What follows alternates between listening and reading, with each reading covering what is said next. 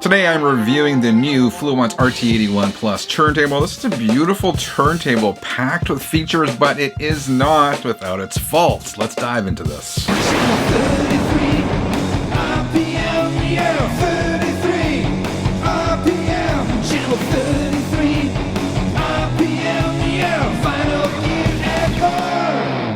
Fluance is a Canadian home audio brand that specializes in turntables and speakers. They have garnered a good reputation for selling decent gear at a good price. The RT81 Plus is the latest turntable in the Fluance lineup. The company sent me this one to review. Let's take a closer look at it. As I'm unboxing this turntable, let me tell you a little bit about this RT81 Plus.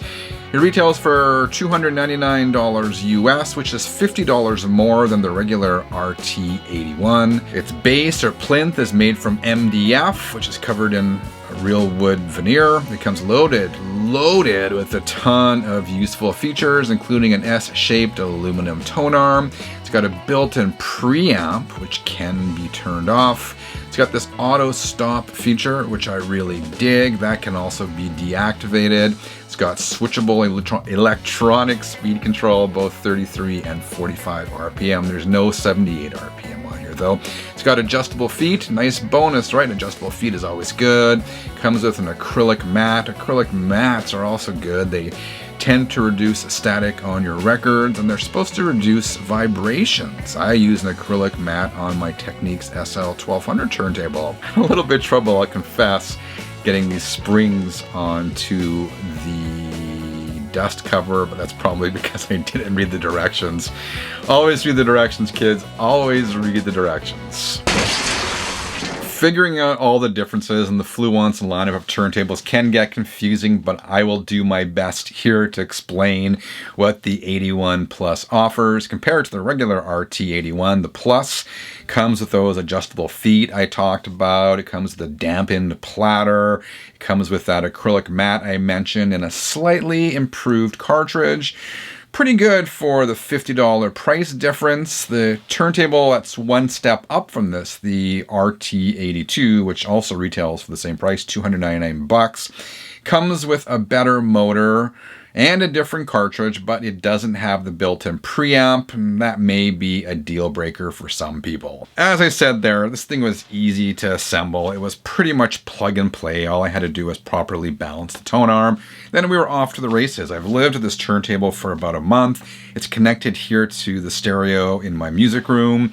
So the turntable feeds into Marantz PM6004 amp, and that outputs to these Fluance Tower speakers I have here. As I said, I listened to it for a month, and here are my thoughts. First, let's talk about the pros. First of all, this is a gorgeous turntable, especially for $299. The wood veneer really pops. Like all Fluance turntables, you're getting a lot here for your money. There's a lot of bang for your buck. This is loaded with features. I've gone over most of those already, but I should point out the fact this has a detachable head shell. A lot of modern turntables don't. The great thing about the detachable head shell is you can quickly swap out different cartridges, which is always fun if you're a music nerd like me.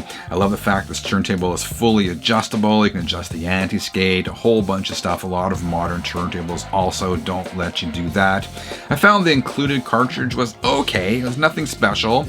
But as I said, I do love the fact that it has a detachable head shell, so I can switch those around whenever I want. Another big bonus, it's got electronic speed control. There's no need to move the belt if you want to change from 33 to 45. I gotta say, I did not test the preamp. I find these built-in preamps are generally just okay, and I prefer external preamps. I do dig the fact this thing has RCA connectors rather than hardwired RCA cables. This way you can use any RCA cables that you like. Turntable performed well, sounded good, kept the consistent speed, no complaints there. So there's a lot of good stuff going on here, but with anything good, there are always some cons. The plinth or base of this turntable, when you knock it, listen to this, you can really hear it coming through the speakers. That seems to me to be exceptionally loud. Listen to that again.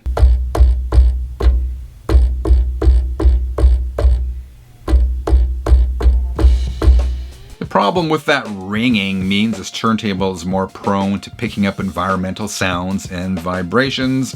particularly if you're close to your speakers or listening loud, and that can have an impact on your listening experience. Also, I thought the cueing lever was plastic, felt kind of cheap. Could be improved maybe. And I found that the lid can easily drop. You have to be careful to make sure you have it all the way up or you're risking having it fall down. And as I mentioned before, the included cart is just okay. It's not particularly musical or lively, but again, that's something that can be switched out, and I gotta be honest, maybe that cart will open up a little bit more over time. All right, here's the bottom line. The RT81 Plus offers exceptional value for the money. There are some cons, but that's mostly nitpicking, especially at the price tag. At this price point, $299, it's got a lot going on for it. Personally, between the RT81 Plus and the RT82, I would probably go for the RT82, which is the same price because that one has a better motor, and pretty much everything else can be upgraded over time. That said, the RT82 does not have the built-in preamp, which may be a deal breaker for some people.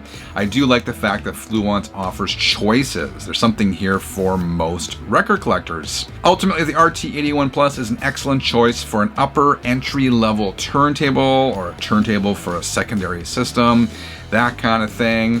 It's not a highly refined piece of musical gear, but it's not supposed to be.